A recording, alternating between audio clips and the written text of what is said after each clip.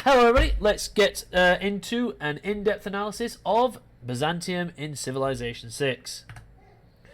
Basil II leads Byzantium in Sid Meier's Civilization 6. Why does it look a bit, like, grainy? What's wrong with it?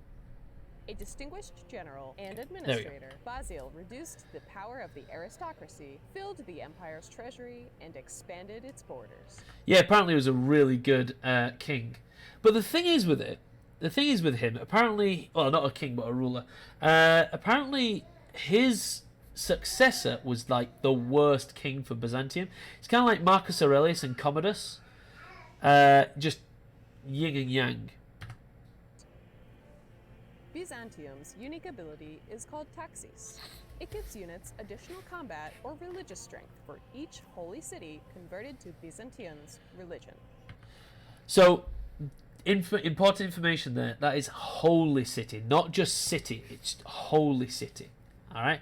I think later it says that it's +3 combat strength for each holy city you get. So you're going to get like 12 combat strength additional per game, around about that, if you convert all holy cities. The ability helps power this conversion by spreading Byzantium's religion whenever an enemy civilization or city-state unit is defeated. So that's really good for me. I could not stand religious victories before. I found them incredibly boring. This is a really interesting way of getting a religious victory, that you spread it using your military. I like that. I like that idea. What do you guys think? How do you guys feel about that?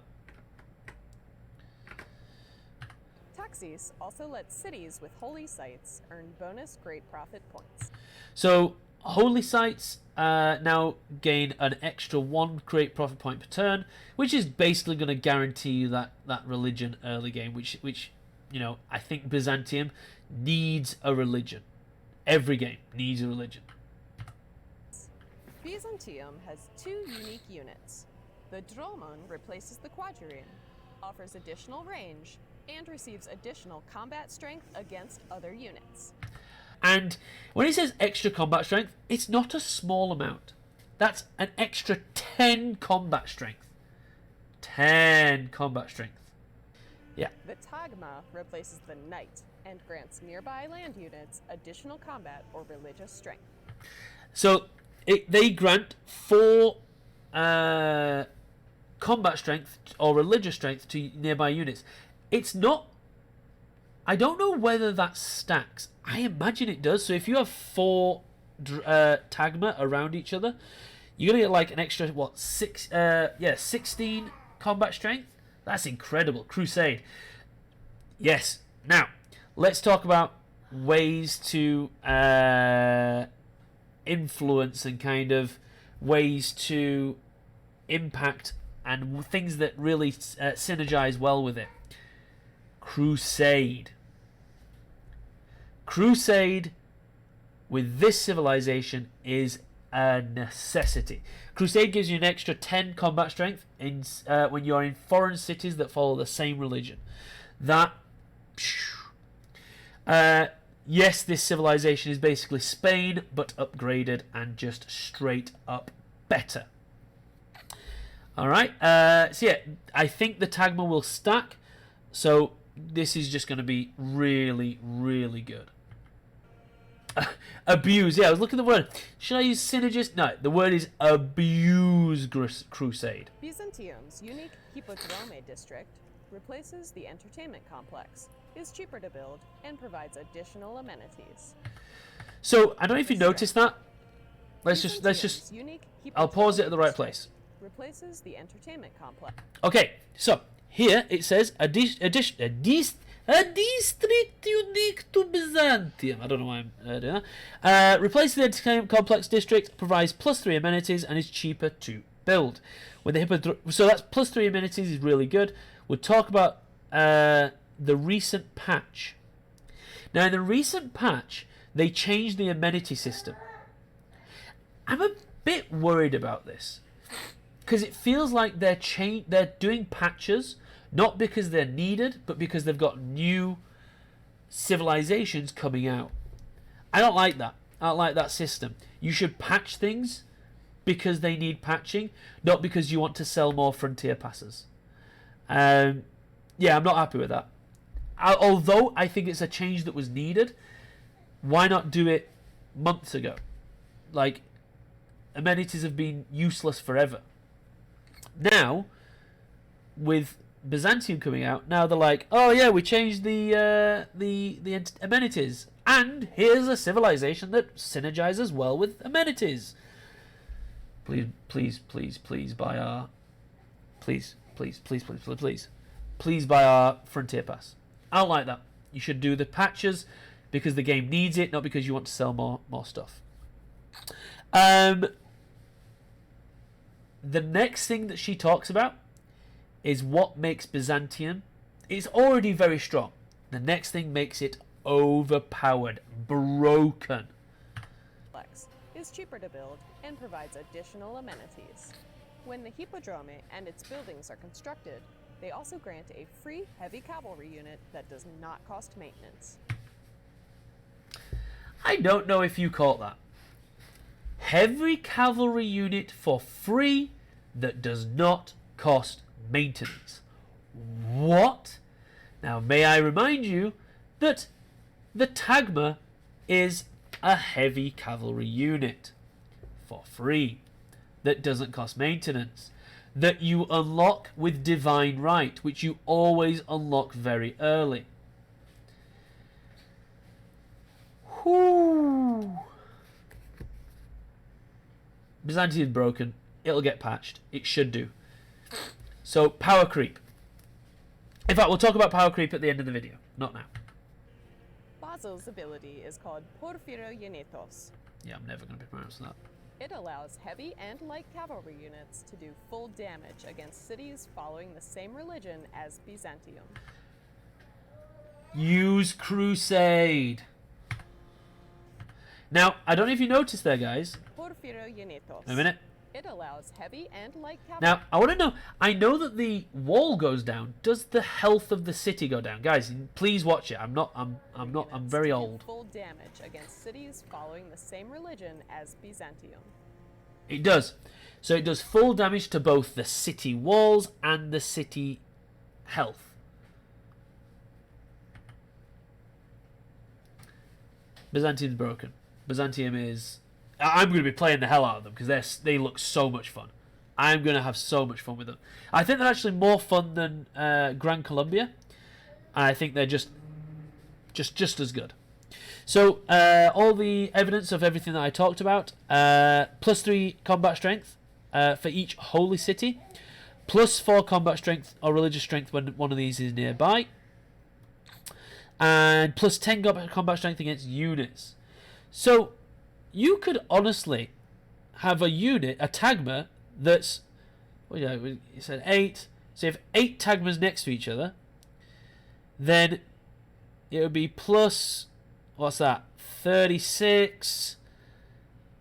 You could have like a +40 combat strength Tagma unit. You could. Like... Could you have a... Would it be plus... 46, something like that. +30 or 40 combat strength unit. That's insane. It's called Porphyrogennetos. It allows a military and religion-centered game, with abilities designed to create synergies between the two. If you want to pursue a religious victory, don't neglect your military, as your religion spreads to nearby cities when you defeat an enemy unit.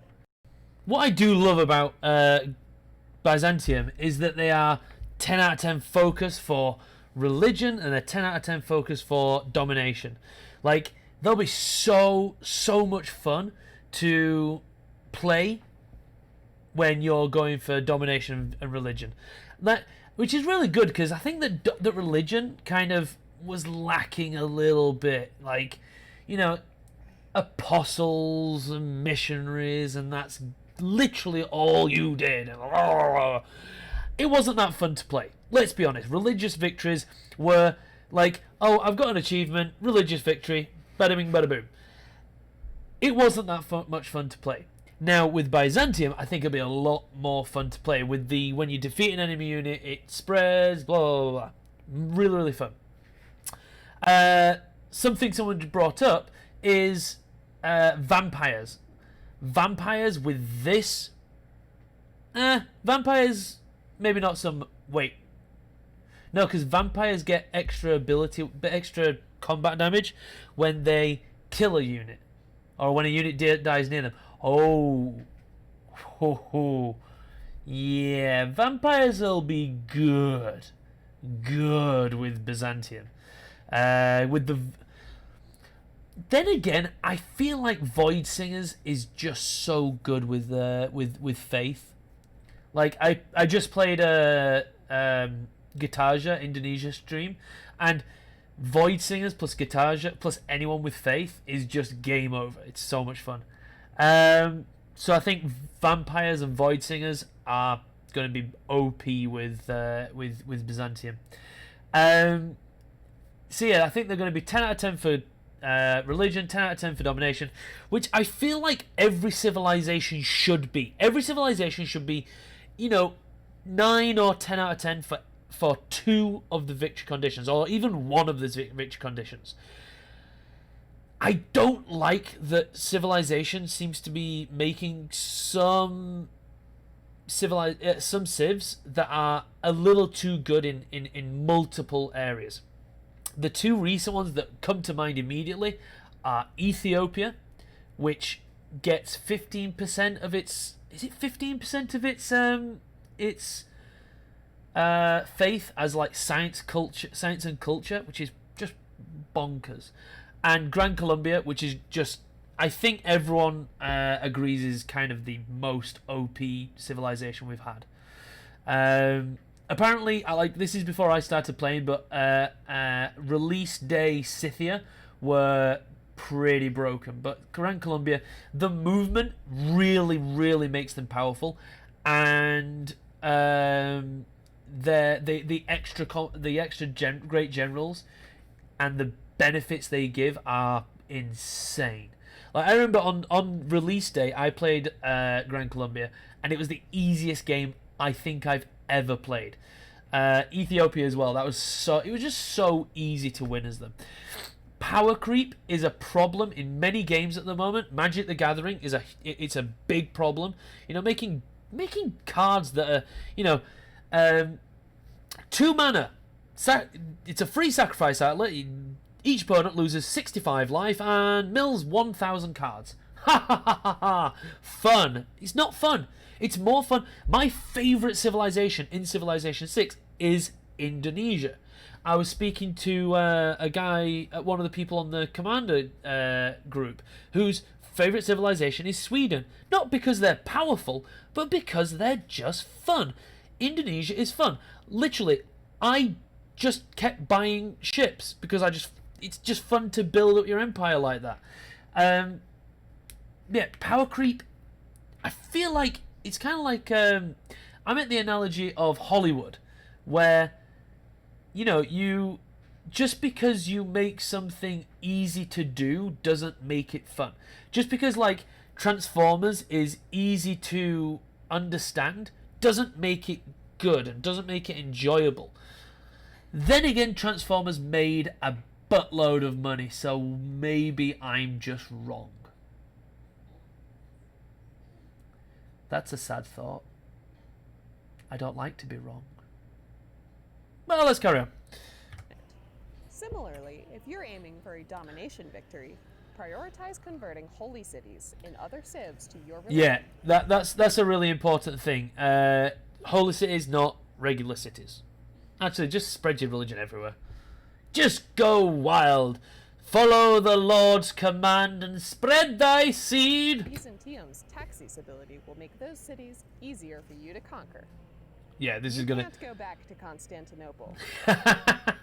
That's a nice little joke, because everyone keeps talking about, why isn't it Constantine? It's always Constantine. Oh, shut up. Something I really like, and I think I mentioned this in the first Frontier Pass first look, is that Constantinople, Civilization 6 is shining a light on previously unknown leaders. And I see so many people on the Civilization 6 Facebook who are just like, why do I not have... I want Constantine and Julius Caesar and Augustus and all the ones that I've always had for in every single civilization. Oh, it's so boring. You're boring. Why do you not want some new blood, some new leaders? It's more interesting that way. It really is more interesting. Overall, let's give an overall rating to Byzantium. Domination victory, I think 10 out of 10 because of the unique unit and the unique district. The unique unit does full damage to walls, and the unique district gives a free heavy cavalry, not just free immediately built, free no maintenance. So domination 10 out of 10. Religion, if you go the military route, 10 out of 10. I think 10 out of 10. I think it's very, very strong. Culture, I mean, culture and faith are always linked, so maybe like a 6 out of 10. And diplomacy and all those, don't. I think that diplomacy is probably the most boring victory type. It's the easiest. Science, again, science is the easiest. Diplomacy is the one that you kind of do by accident. Yeah. So yeah, I think that they're I would rank the Byzantines. I think an A. A out of 10. Yeah, I'm a teacher. Alright, that's my first look at Byzantium of the new Frontier Pass. I hope you enjoyed it. This has been Mosestomtom, and goodbye. So how will you lead Byzantium in Sid Meier's Civilization 6? I just hit myself.